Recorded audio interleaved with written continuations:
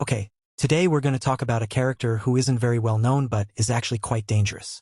It's not me who considers him dangerous. Batman and other Justice League members have determined that. Batman says that Plastic Man is the JL member who needs to be watched the most. It is even believed that he should be monitored more closely than Superman. Before discussing his origin, let's first talk about his powers and abilities to understand why there is so much concern about him turning evil. Characters with stretching and shape-shifting powers like him are called polymorphs. In DC, characters like Plastic Man and Elongated Man fall into this category, while in Marvel, there are characters like Ms. Marvel and Mr. Fantastic who also have body-morphing abilities. Plastic Man can stretch his body and limbs infinitely. There is absolutely no limit to how long he can extend them. He can shrink his body to fit inside Batman's utility belt or grow as large as a skyscraper. Additionally, he can transform his entire body or just a part of it into any person, creature, or inanimate object he desires. If he transforms into a person, he can not only mimic their appearance but also match the color of their clothing. Even without considering his other abilities, just these alone make him incredibly difficult to control if he ever turns evil. His fingers can transform into any type of key, meaning there is no secure building he cannot access. With abilities like this, he could rob banks or steal political secrets, potentially throwing the entire world into chaos. Since he can shapeshift, he can also infiltrate even the most heavily guarded locations. For example, if he disguised himself as the US president and stole nuclear launch codes, then sold them to Russia, the world could be devastated by a nuclear war in just a matter of days. Because of all this, if he ever turned evil, it would be a massive problem.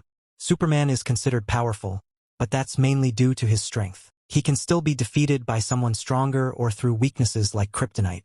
But polymorphs like Plastic Man or Martian Manhunter, if they act strategically, would be almost impossible to capture. So, Plastic Man has even more advantages.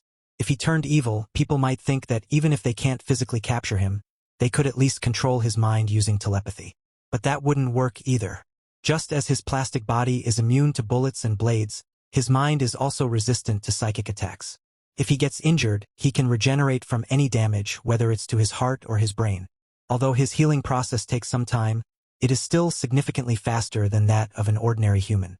Moreover, since he can freely rearrange his body parts, he could place his brain near his foot or his heart in his leg to protect himself from fatal attacks. So, is he immortal?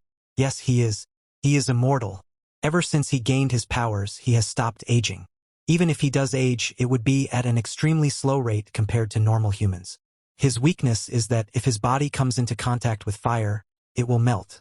Additionally, certain chemicals can also harm his body. Now that we've covered his strengths and weaknesses, let's talk about his comic origin. Patrick O'Brien was a conman and a criminal. One day, Patrick and his gang attempted to rob a chemical factory. However, the police arrived, and the entire gang was gunned down. Patrick, wounded by gunfire, fell into an unknown vat of chemicals. He managed to climb out, but once he reached the surface, he lost consciousness. When he woke up, he found that his entire body had turned into a rubbery, uncontrollable form. So, he hurriedly went to find his gang members. But when he finally found them, they were terrified of his new form and opened fire on him. Devastated, Patrick was about to take his own life when a man named Wazzy Winks stopped him and convinced him not to. After that, Wazzy helped him train his powers, and the two of them started fighting crime together. That's how Patrick became Plastic Man, and Wazzy became his sidekick. That's all about him. He doesn't appear often in animated movies, but as far as I remember, he was featured in the 2022 Injustice movie. So, see you guys in the next video.